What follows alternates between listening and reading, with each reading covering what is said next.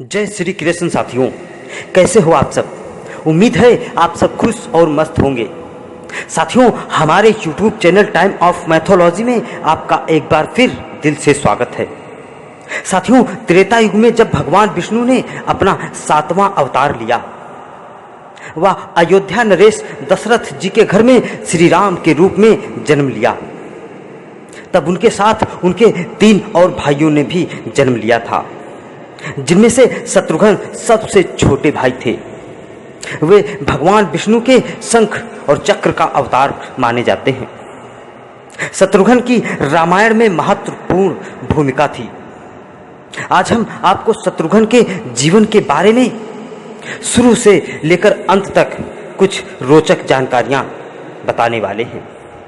तो साथियों, आगे जानते हैं, लेकिन इससे पहले आप लोगों ने अगर अभी तक हमारे चैनल को सब्सक्राइब नहीं किया है तो अपना थोड़ा सा प्यार और सपोर्ट देते हुए हमारे चैनल को सब्सक्राइब जरूर कर लीजिए और बेल आइकन को भी ऑल सेलेक्ट कर लीजिए, ताकि ऐसी ही पौराणिक जानकारियां आप तक आसानी से पहुंचती रहें।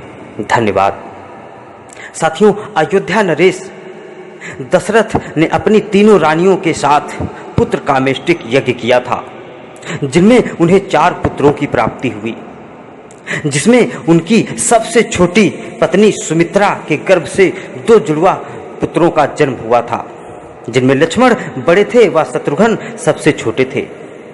सबसे बड़े भाई राम व उनके बाद भरत थे। कुछ वर्षों तक अयोध्या के राजमहल में रहने के पश्चात शत्रुघ्न अपने भाइयों के साथ गुरु वशिष्ठ के आश्रम में शिक्षा ग्रहण करने चले गए थे।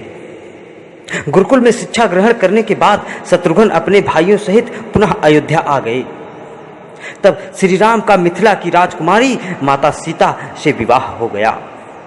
इसके पश्चात शत्रुघ्न का विवाह माता सीता की चचेरी बहन व महाराज जनक के छोटे भाई कुशध्वज की छोटी पुत्री श्रुतकीर्ति से हुआ था।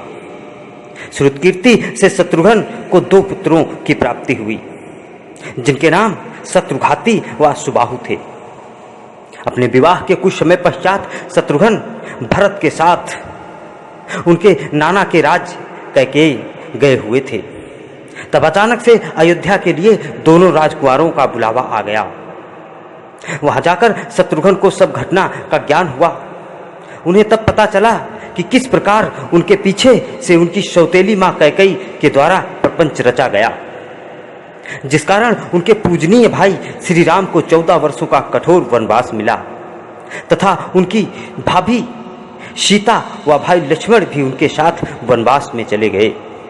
इस दुख में उनके पिता दशरथ की मृत्यु हो गई। इस प्रपंच के पीछे उन्हें कैकेयी की प्रिय दासी मंथरा का हाथ होने का पता चला। मंथरा को कैकेयी ने बहुत सारे आभूषण तथा बहुमूल्य वस्तुएं उपहार में दे दी थी। उन्हें पहनकर वह मस्ती से अयोध्या के राजमहल में विचरण कर रही थी। तब शत्रुघ्न ने मंथरा को देखा तो वे आग बबूला हो गए। उन्होंने मंथरा के बालों को पकड़कर और घसीटकर भरत के पास लेकर आए व उसका वध करने लगे। तब भरत ने उन्हें ऐसा करने से रोका तथा समझाया कि एक स्त्री का वध करना निंदनीय है तथा इसके लिए श्री राम उन्हें कभी क्षमा नहीं करेंगे। यह सुनकर शत्रुघ्न ने मंथरा के प्राण नहीं लिए। शत्रुघ्न ने भरत के साथ मिलकर अपने पिता दशरथ का अंतिम संस्कार किया व उसके बाद चित्रकूट के लिए निकल पड़े। वहां उनकी श्री राम से भेंट हुई, जहां उन्होंने श्री राम से वापस अयोध्या चलने का आग्रह किया, लेकिन श्री राम ने मना कर दिया। तब शत्रुघ्न भरत के साथ खाली हाथ अयोध्या लौट आए थे। भरत ने भी श्री राम की भांति 14 वर्ष वनवासी की भांति रहने का निर्णय लिया और अयोध्या के पास नंदीग्राम में कुटिया बनाकर रहने लगे थे। वे वहीं से अयोध्या का राजपाट संभालने लगे। उस समय अयोध्या के 2 राजकुमार वन में गए थे, तो एक राजकुमार नंदीग्राम में। केवल शत्रुघ्न ही अयोध्या के राजमहल में रहकर राजकीय व्यवस्था को संभाल रहे थे। इस प्रकार शत्रुघ्न ने अयोध्या के राजमहल में रहकर 14 वर्षों तक राजकाल को संभालने में सहायता की व सभी माताओं की सेवा की। 14 वर्ष पश्चात जब श्री राम वापस अयोध्या आ गए तब उन्होंने वैसी की वैसी अयोध्या उन्हें सौंप दी। श्री राम के राज्याभिषेक के कुछ वर्षों के पश्चात मथुरा से कुछ ऋषि मुनि आए और लवड़ा सुर के आतंक के बारे में बताया। तब श्री राम ने शत्रुघ्न को लवड़ा सुर का वध करने के लिए मथुरा का राजकाल संभालने का आदेश दिया। इसके बाद शत्रुघ्न ने अपने जीवन में कई महत्वपूर्ण घटनाएं देखी, जैसे कि श्री राम का अश्वमेध यज्ञ करना, लवकुश से उनका युद्ध, माता सीता का भूमि में समा जाना, श्री राम का लवकुश को अपने पुत्रों के रूप में अपनाना व श्री राम द्वारा लक्ष्मण का त्याग करना। अंत में जब श्री राम ने अयोध्या के निकट सरयू नदी में जल समाधि ले ली, उनके समाधि लेने के पश्चात शत्रुघ्न ने भी सरयू नदी में जल समाधि ले ली थी। वह पुनः अपने धाम वैकुंठ लोक लौट गए थे।